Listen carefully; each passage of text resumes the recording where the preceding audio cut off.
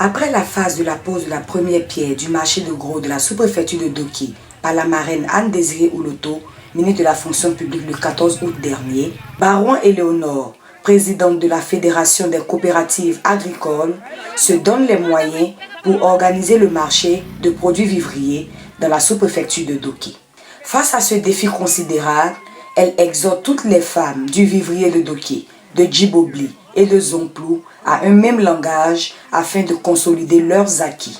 Notre marraine nous a promis nous donner 2 millions pour solder le terrain sur lequel nous allons faire le marché de gros et nous a promis des tricites.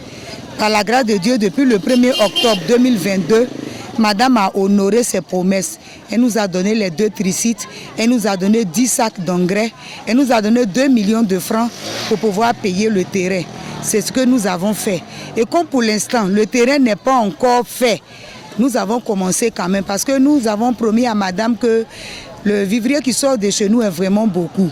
Et nous lui avons dit que nous faisons plus de 30 000 tonnes. Vraiment au niveau des femmes, je voulais leur dire que c'est dans l'intention de les arranger tous. Quand l'État parle de la vie chère, c'est nous tous qui devons nous mettre à la tâche pour que cette vie-là devienne moins chère. Donc vraiment, nous interpellons toutes nos sœurs, depuis Blédi jusqu'à Guibobli.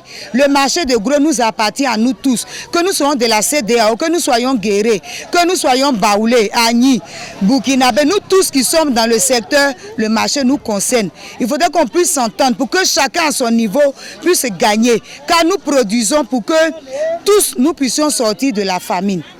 Avec l'appui de l'Office d'aide à la commercialisation des produits vivriers OCPV, Baron Éléonore, déterminé à aider ses pairs à mieux vendre leurs produits agricoles et à améliorer l'approvisionnement et la distribution, mais quelques obstacles à franchir pour exécuter ce projet d'envergure nationale. Actuellement, nous avons besoin d'un tracteur pour pouvoir vraiment ramasser. Il y a des moles de terre et ça fait que c'est un peu compliqué. Donc nous voulons d'abord arranger le lieu. Les moles de terre, là, nous voulons que ça quitte. Et puis bon, on va chercher pour l'instant de très grandes bâches en bas desquelles on pourra mettre.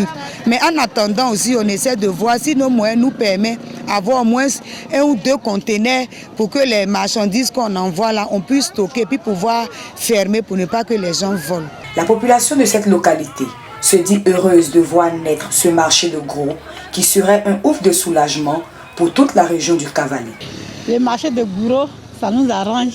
Si c'est comme ça aussi, si on paye à les femmes, là, on peut vendre ça pour gagner pour nous un peu. Ah, là, c'est bon. Avant, on payait ça à les femmes, mais maintenant, on ne paye pas. On paye à les marchés gros, maintenant, ça nous arrange. Moi, je vends placali, du poisson, tous les petits condiments. Le marché de gros, ce qu'ils envoient, c'est très bon. On va gagner de bons prix. Le marché gros, c'est très important. Puisqu'il y avait un temps même, plus de sauce même là, c'est devenu cher. En tout cas, mais quand ils ont commencé à faire, les agri-ruraux sont sortis, vraiment, en tout cas, c'est diminué un peu. Il y a aubergine, il y a gombo, il y a tout. Maintenant, nous-mêmes, on peut se défendre. Les femmes qui prenaient l'argent beaucoup là, maintenant, je vois que c'est différent. Donc maintenant, vraiment, c'est diminué. Rassemblés dans un lieu de groupage, toute l'offre et la demande des différents produits vivriers permettrait d'obtenir un prix unique d'équilibre.